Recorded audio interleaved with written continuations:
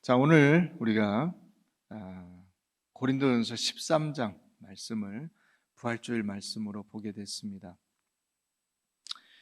우리가 그 예수님의 십자가 보혈을 생각할 때 그 십자가 보혈은 무엇 때문에 흘린 것이냐 하는 것을 생각해 봐야 됩니다. 십자가는 부활로 연결되고, 부활은 우리에게 의미하는 바가 무엇이냐면 새로운 시작이라는 거예요. 그러니까 여러분들이 오늘 부활주일 이전까지 살아온 그 모든 인간적, 육신적 그 삶을 종료하고 부활이라고 하는 새 시작으로 내 인생에서 예수를 믿는다는 것이 무엇인가를 드러내는 삶으로 가야 된다는 것이죠. 그래서 죄와 죽음의 사슬은 이제 다 깨졌고, 하나님께서 우리에게 새 생명을 허락해 주셔서 죄로 죽은 그 과거의 육신적 삶을 완전히 벗어나서 하나님께서 우리에게 주신 새 몸을 입고 새 삶을 살아라. 그게 부활주일이에요. 그래서 부활의 구체적인 사실을 믿지 못하는 분들도 계세요. 인간이 죽었다가 살아나는 것이 가능하냐? 그게 우리 인생에 일어날 일이라고 하나님께서 예수를 통해서 보여주신 거예요. 교회에는 이것을 알고 혹은 이것을 받아들이는 분과 그것을 받아들이지 않고 그 여전히 세상적인 가치관을 붙들고 살아가는 사람이 있어요. 물론 궁극적으로 보면 신앙이라는 것은 예수를 믿음으로써 다 바뀐 거예요. 다 바뀐 거예요. 그랬는데 바뀌었는지 안 바뀌었는지를 전혀 알 수 없는 사람이 있는 것이고요. 바뀐 것이 명확히 드러나는 사람이 있는 거예요. 여러분들은 모두 다 이 새 생명의 은혜와 기쁨을 분명히 깨닫고 그와 같은 삶으로 나아가시기를 바랍니다. 우리가 오늘 그 말씀을 살펴보는 거죠. 그래서 오늘 우리가 13장을 보면 13장이 보통 이제 사랑장 이렇게 설명을 하는데, 우리가 지난주에는 뭘 봤어요? 은사장을 봤죠. 고린도전서 12장은 은사장이라고 보통 일컬어요. 그래서 여기에 이제 9가지 여러 가지 은사들을 쭉 나열해 있는 것을 보면서 은사가 이런 은사가 있고 그 은사를 나는 받았고 너는 못 받았고, 혹은 나는 못 받았고 너는 받았고, 이런 것으로 판단하는 경우들이 많이 있었잖아요. 그런데 제가 그거 아니다. 은사를 하나님이 주신 핵심은 뭐냐면 그 은사를 가지고 뭐 하는 데 쓰라는 거예요. 온 교회가 한 몸을 이루는데 그걸 쓰라는 거예요. 그게 은사장의 핵심이에요. 그래서 지난주에 살펴본 몸은 하나고 지체는 다양한데 그 모든 지체가 한 몸으로 통일되지 않으면 안 된다 하는 것을 살펴본 거예요. 그 똑같은 관점에서 이 사랑장도 마찬가지예요. 이 사랑장도 사랑 자체가, 여러분들이 다시 말하면 나는 사랑하는 삶을 살아 이렇게 가버리면 실패한 거예요. 결국 사랑한다는 것은 겉으로 드러나지 않으면서 상대방에게 기쁨과 즐거움을 주는 게 사랑이죠. 나 사랑해. 나는 사랑하는 사람이야. 너는 사랑 못하지. 너는 사랑하지 않지. 이렇게 가면 실패한 거예요. 그러니까 사랑 자체도 자랑거리가 되어버리면 안 된다는 거죠. 그래서 이 12장, 고린도전서 12장이 은사에 관한 것인데요, 13장 사랑이 나오고 14장에 다시 은사가 나와요. 그러니까 은사를 이야기하는 중에 사랑을 이야기하고 있는 거예요. 이걸 여러분들이 잘 아셔야 돼요. 고린도전서 전체는 교회가 어떤 곳이냐를 가르쳐주는 그 메시지를 담고 있어요. 교회가 어떤 곳이냐? 교회는 사랑으로 하나 된 곳이다. 이걸 말하는 곳이 고린도전서예요. 그거를 다양한 관점에서 설명을 해요. 근데 고린도 교인들은 그걸 깨닫지 못하고 계속 싸우고 있었어요. 싸워. 신령한 지식을 깨닫고 하나님께서 주신 은사를 가지고 열심으로 봉사하는데 그게 한 몸을 이루는 대로 가지 않고 뭘로 갔어요? 자기를 자랑하는 대로 간 거예요. 자기를 자랑하는 대로. 자, 그래서 여러분 보세요. 우리 4장 한번 가서 볼까요? 고린도전서 4장.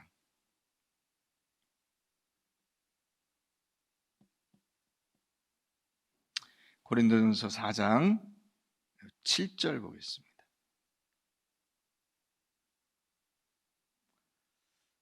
누가 너를 남달리 구별하였느냐? 내게 있는 것 중에 받지 아니한 것이 무엇이냐? 내가 받았은즉 어찌하여 받지 아니한 것 같이 자랑하느냐? 받지 않고 어떤 거예요? 내가 만들어낸 것처럼 자랑을 하는 거예요. 여러분, 우리는 사실 근본적으로 자기 능력으로 살아가는 건 아닌 것 같아요. 이게 신앙의 굉장히 큰 고민이에요. 그 신앙의 테마가 돼요. 여러분들이 신앙생활할 때 늘 이렇게 갈등이 일어나는 부분이 뭐냐면 이걸 내가 열심을 내서 이룬 것이냐 아니면 하나님께서 내게 은혜로 베푼 것이냐. 여기서 이렇게 계속 줄타기를 해요. 그런데 양자택일을 해야 된다면 인생은 내가 만들어가는 것이 아니라 하나님이 은혜로 주신 거예요. 그걸 빨리 깨달으면 깨달을수록 여러분들이 신앙의 원리를 잘 삶으로 만들어낼 수가 있어요. 이걸 늦게 깨달으면 깨달을수록 항상 고민하고 갈등하게 돼요. 왜냐하면 자기가 열심히 노력해서 이걸 만들어냈다고 생각하는 한은 하나님의 은혜가 어떤 때는 느껴지지 않고 하나님께서 나를 사랑하신다고 생각되어지지 않아요. 그러니까 교만한 마음이 올라오죠. 그죠? 그래서 이 4장 6절에도 그 다시 가서 보면 거기 그렇게 돼 있어요. 그 끝에 보면 6장 끝부분에 교만한 마음을 가지지 말게. 교만한 마음을 가지지 말게. 내가 열심히 노력해서 이런 걸 이룬 거야. 여러분, 세상에 열심히 노력하는 사람이 세고 셌어요. 열심히 노력하지 않는 사람 거의 없어요. 그럼에도 불구하고 하나님께서 우리에게 주신 것에 대해서는 우리가 어떻게 생각해야 돼요? 이건 내 열심히 만들어낸 게 아니고 하나님이 은혜로 베풀어 주신 것이다라는 걸 알아야 돼요. 자, 그런 관점에서 오늘 13장에서 우리가 읽은 본문에서 가장 중요한 말씀은 뭐냐면요, 2절 끝에 있는 말씀이에요. 2절 끝에 아무리 많이 있어도, 아무리 내가 뭘 만들어낸 것처럼 해도 결국 사랑이 아니면 아무것도 아니에요. 여기 이 문장이 어떻게 되어 있냐면 사랑이 없으면 나라고 하는 존재가 아무것도 아니다로 되어 있어요. 사랑이 없으면 내 성취가 그거는 좀 아닌 것 같아, 이런 게 아니고요, 나의 존재가 없는 거나 마찬가지. 우리가 쓰는 말로, 흔히 쓰는 말로 투명인간이라. 인간이 존재하긴 하는데 하나님이 전혀 알아주지 않는 인간. 사람다운 삶을 살지 못하는 걸로 하나님께서 아예 이렇게 딱 떼어놓고 쳐다도 안 보시는 거예요. 그래서 사랑이 없으면 내가 아무것도 아니요 라고 하는 이 내가 아무것도 아니라는 이 말이 없다는 말이에요. 절대로 없다, 이런 뜻이에요. 존재하지 않는다, 이런 말이에요. 그러니까 만약 내가 사랑을 실천하지 않을 때 우리는 존재하지 않는 것과 같아요, 하나님 앞에서. 그러니까 신앙의 본질은 뭐예요? 사랑이에요.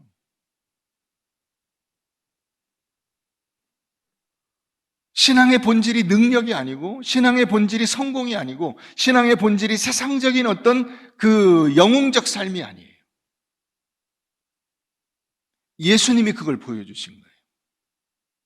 십자가에 달려 죄인으로 처형을 당해 죽으신 그것을 우리가 추앙하고 우리가 그것을 따르기를 기도하는 이유가 어디 있냐?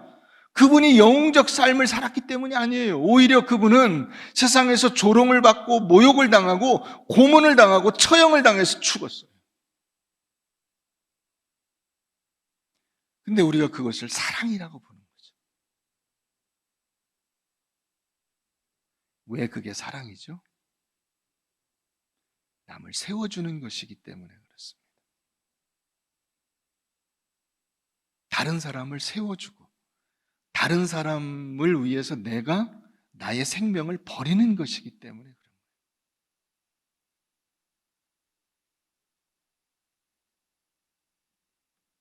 우리 오늘 여기 이제 학생들도 나와 있는데 쟤들도 아마 그 교만함으로는 따를 자가 없을 정도로 교만할 거예요. 다 지가 잘해서 막 지금 제 인생을 살아가는 줄 알 거예요, 아마. 근데 여러분, 인간이 그 사랑해야 되는 그 존재적 근원이 사랑에 있다는 것을 우리가 우리 삶을 통해서 깨달을 수가 있는데, 그건 뭐냐면 우리가 지극한 사랑을 받은 때가 언제냐면 태어나서부터 4살까지예요. 태어나서부터 4살까지, 그때는 근데 문제는 우리 기억이 없어요, 그게. 내가 그때 어떤 사랑을 받았는지, 우리 어머니, 아버지가 나를 어떻게 키웠는지 전혀 기억이 없어요. 만약에 그때가 기억나는 사람은, 이제 우리는 그런 사람을 일컬어서 돌 아이다 이렇게 부르죠. 이상한 애예요, 걔는. 왜냐하면 원래 그게 기억이 안 나게 돼 있어요. 여러분 놀랍지 않습니까? 인간이 사람다운 그 기능조차도 할 수 없는 그때에 모든 지극한 사랑이 그 아이에게 쏟아지고, 그래서 그 아이가 드디어 사람 역할을 할 수 있을 때쯤이면 그게 전혀 기억에 나지 않아요. 그걸 배워야 돼, 그거를. 그때 그 받은 그 사랑을 나도 다른 사람들에게 베풀어야 된다는 것을 4살이 지나서부터 배워야 되는 거예요. 이게 참 놀라운 거죠. 그렇지 않아요? 사랑을 그렇게 받았으면 내재적으로 내가 사랑하는 사람으로 태어나야 되는데 그렇게가 안 되고, 사랑은 늘 배워야 돼요. 자기 스스로가 연습하고 애쓰고 힘써서 그 사랑의 결실을 맺으려고 애쓰고 애써야 겨우 내가 받은 사랑의 100분의 1, 1000분의 1 갚을 수가 있는 게 인간의 삶이에요. 놀랍지 않아요?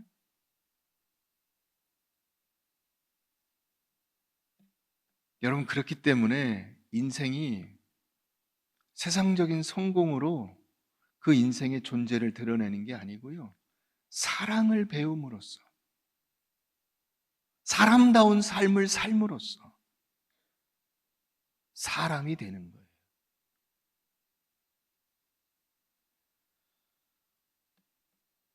하나님께서 우리에게 은사를 주시고 직분을 주시고 여러분들의 건강을 주시고 물질을 주시고 어떤 재능을 주신 것은 그 재능으로 나를 드러내라고 하는 것이 아니고, 그런 모든 것들로 사랑하라고 주신 거예요. 우리가 이제 이것을 깨닫는데 시간이 많이 걸려요. 왜냐하면 우리가 살아가는 그 세상에서 그런 걸 가치로 치지 않거든요. 남에게 나의 것을 주고 남을 위해서 자신을 희생하라는 이야기를 세상에서 들을 수 없어요.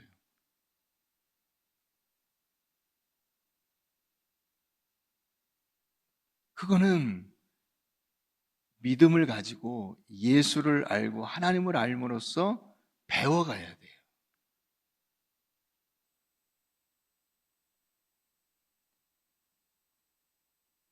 여러분, 예수님께서 부활하셨습니다.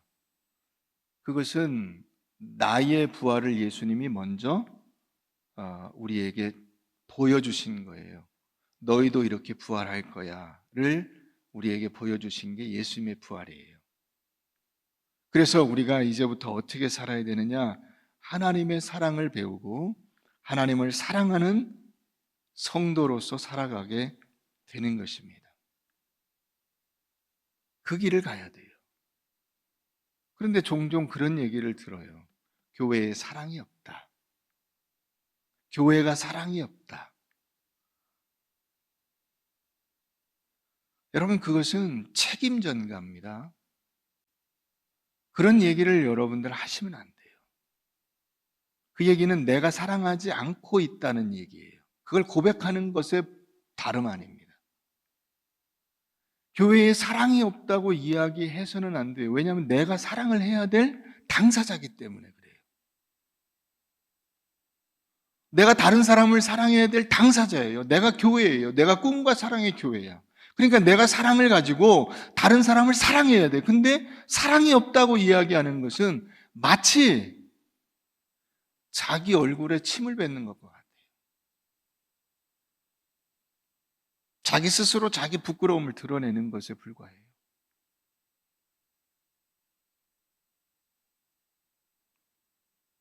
그래서 여러분, 우리의 인생 속에서 굉장히 중요한 사랑을 실천하는 두 가지 교회에 관한 원리를 제가 여러분들에게 말씀드리고 오늘 말씀을 맺겠습니다.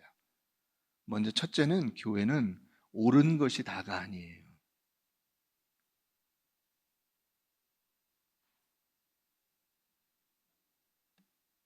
율법이 옳은 걸 따지죠. 율법. 율법이라는 것은 맞냐 틀리냐, 옳으냐 그르냐를 따지는 거예요. 부정한 것은 뭐냐, 정한 것은 뭐냐. 하나님이 기뻐하시는 것은 이렇게 하는 것이고 하나님이 이렇게 하면 싫어하신다.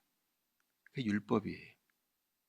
근데 여러분, 이 구약의 율법을 신약에 예수님께서 오셔서 십자가로 덮어버렸어요. 그 모든 율법적인 그 조항들을 다 예수님이 덮어버리셨어요. 예수님은 율법의 완성, 율법 1.1핵이라도 그 어떤 율법이라도 중요한데 그것을 예수님이 다 이루었어요. 그래서 십자가에서 예수님이 하신 그 고백 중에 하나가 뭐예요? 다 이루었다. 율법을 다 완성하셨어요. 율법을 완성을 하셨는데 뭘로 완성하셨냐 하는 거예요. 그게 사랑입니다. 율법의 기본적인 정신이 사랑이에요.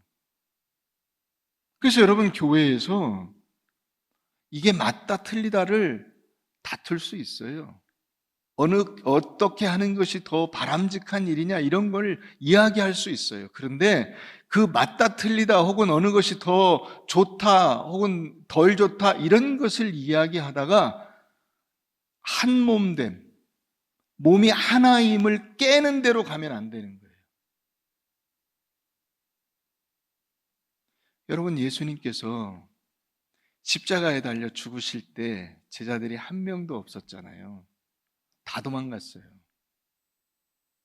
다 도망갔는데 다시 이제 제자들을 만났잖아요. 예수님이 부활하시고 나서. 그 제자들에게 한 번도 너 왜 도망갔어? 이렇게 물어보신 적이 없어요. 너 나쁜 놈이야. 이런 얘기를 하신 적이 없어요. 네가 어떻게 수제자야? 이런 얘기를 안 하시잖아요.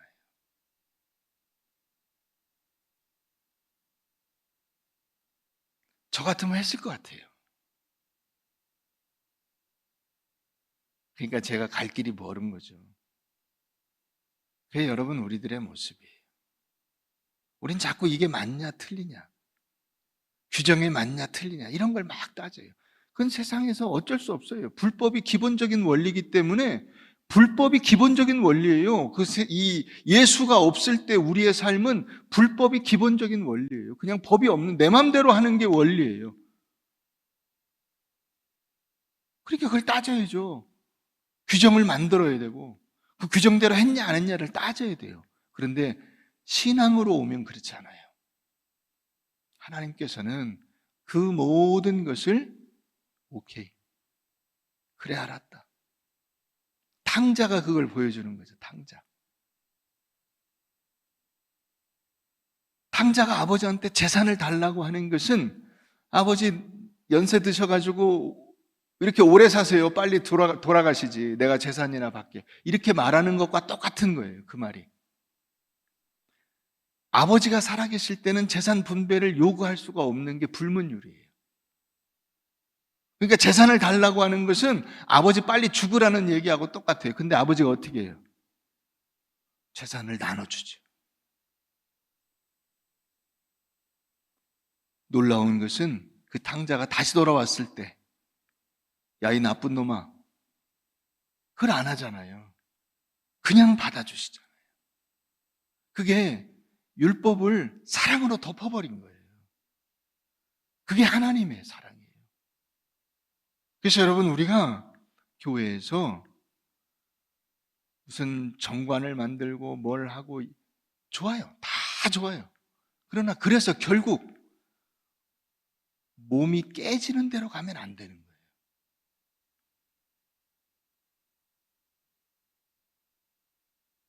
남을 심판하지 말고 다른 사람이 틀리는 것을 보거든 나도 저 사람하고 똑같은 사람이다 하는 것을 꼭 기억하세요. 50보 100보예요. 50보 100보. 저 사람이나 나나 다를 게 하나도 없어요.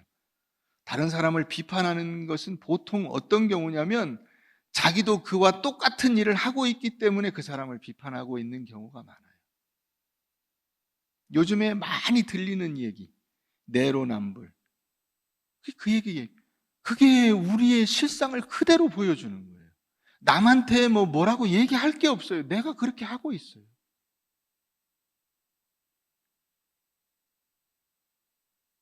두 번째, 열심과 능력이 다가 아니에요.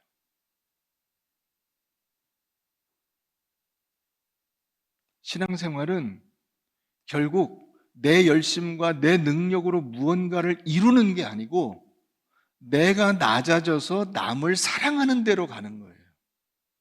내가 나의 부족함을 깨닫고 하나님의 은혜를 깨닫고 그래서 다른 사람을 이해하고 용납하고 참는 대로 가는 거예요. 사랑은 오래 참고 사랑은 온유하며 시기하지 않으며 자랑하지 않으며 교만하지 않으며 무례히 행하지 않으며 자기 유익을 구하지 않으며 성내지 않으며 이런 게 다 사랑의 한 부분들이에요.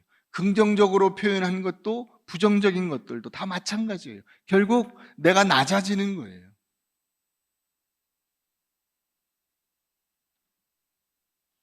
여러분, 근데 우리는 열심을 내서 내가 무언가를 이루는 것으로 목표를 삼는 경우가 많아요. 한번 볼까요? 마태복음 7장 한번 가봅니다. 마태복음 7장 22절 21절부터 보십시다. 나더러 주여 주여 하는 자마다 다 천국에 들어갈 것이 아니요 다만 하늘에 계신 내 아버지의 뜻대로 행하는 자라야 들어가리라. 그날에 많은 사람이 나더러 이르되 주여 주여 우리가 주의 이름으로 선지자 노릇하며 주의 이름으로 귀신을 쫓아내며 주의 이름으로 많은 권능을 행하지 아니하였나이까 하리니 그때에 내가 그들에게 밝히 말하되 내가 너희를 도무지 전혀 도무지 알지 못하니 불법을 행하는 자들아 내게서 떠나가라 하리라. 여러분, 근데 우리는 선지자 노릇하면 제가 담임 목사 노릇하면 제 신앙이 좋을 거라고 생각을 하시는 거잖아요. 그게 아니라고요. 주의 이름으로 귀신을 쫓아냅니다. 그러니까 여러분, 주의 이름으로 선지자 노릇하고 주의 이름으로 귀신을 쫓아내고 주의 이름으로 많은 권능을 행하고 뭐 했다는 거예요? 교회 사역을 했다는 거예요. 교회 사역을 열심히 해서 그 교회 사역이 빛이 났어요. 많은 어떤 그 외적으로 드러난 이 성공의 열매들이 있어요. 그런데 뭐라고 하신대요?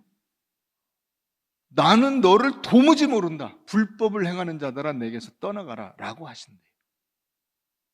왜? 그 열매가 사랑이 아니었기 때문에. 그렇게 열심히 사역해서 맺어진 열매가 사랑의 열매가 아니에요. 우리가 2022년에 맺으려고 하는 이런 열매들이 아니에요. 그 열매가 뭐예요? 자기 자랑이에요.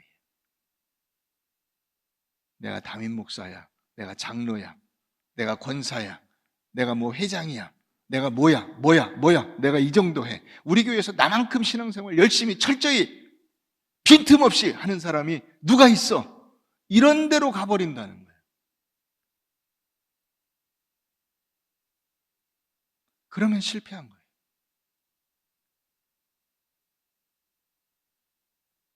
차라리 그런 것이 없이 허허허, 호호호, 잘했어요, 훌륭하십니다, 안녕하세요, 별일 없으시죠, 이렇게 하는 게 훨씬 더 나은 거예요.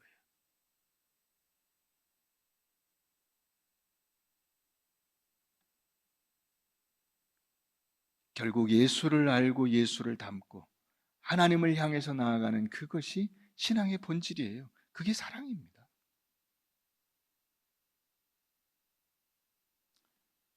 여러분, 그래서 우리가 오늘 성찬식을 하는데 이 세례와 성찬이라는 게 굉장히 중요한 거예요. 교회의 중요한 표지로 말씀과 성례와 권징을 들어요. 이 세 가지가 신학적으로 여러분 교회의 표지예요. 표지. 교회의 나타내는 간판. 자, 이런 것이 있으면 교회라고 할 수 있다. 그게 뭐냐? 올바른 말씀이 전파되는 것이고, 두 번째는 성례, 세례와 성찬이 행해지는 것이고, 세 번째는 권징이 있어야 돼요. 권징. 그렇게 하면 안 돼, 이렇게 해야 돼 라고 하는 그것이 있어야 돼요. 그런데 여러분, 세례와 성찬이 왜 중요하냐? 세례는 내가 인간적으로 가지고 있는 모든 육체적인 조건들을 내려놓는 거예요. 세례가 뭐죠? 사람이 물속에 들어갔다 나오는 거죠. 물에 빠져 죽는 거예요. 그리고 다시 나왔어요. 그러면 그 사람은 부활한 사람이죠. 모든 인간적인 조건. 여러분, 가끔 그런 얘기 듣지 않아요? 정말 죽을 고비를 넘긴 분이, 나는 이제 새 삶을 얻었어요, 이제는 정말 예수만 바라보며 옛날과 다르게 살 거예요. 그런 결심, 그것이 세례를 받은 자의 결심이에요. 성례는 뭐죠? 그것을 어떤 능력으로 하느냐 하는 거예요. 그걸 지 힘으로 하느냐, 제가 결단해가지고 자기가 막 노력하고 애써서 그걸 하느냐, 그 새로운 삶을 누구의 힘으로 살아갈 수 있냐, 그게 예수 그리스도께서 주시는 힘으로 살아간다 하는 것을 나타내는 것이 성찬이에요.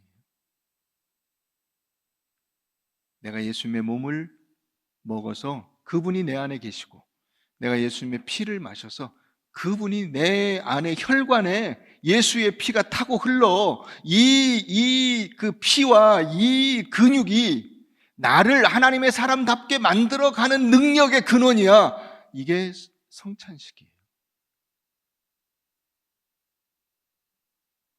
말씀을 정리하겠습니다. 사랑하는 성도 여러분, 신앙의 본질에 우리가 도달하지 못하고 엉뚱한 길로 가면 신앙을 제대로 알지 못하는 거예요. 신앙생활을 어떻게 해야 되느냐? 신앙의 본질을 알아야 돼요. 본질이 뭐냐 했을 때 그것은 사랑으로 하나 되는 것이다. 이것을 여러분들이 잊지 마시고, 부활의 사람으로서 내가 어떻게 살아야 되느냐. 여러분, 위에 플래카드 있는 그 말씀을 우리 같이 한번 힘껏 외쳐봅니다. 시작. 부활한 사람은 어떤 사람이냐? 사랑하는 사람이에요. 이 사랑의 삶을 여러분 신실하게 잘 살아가시기를 주님의 이름으로 축원합니다.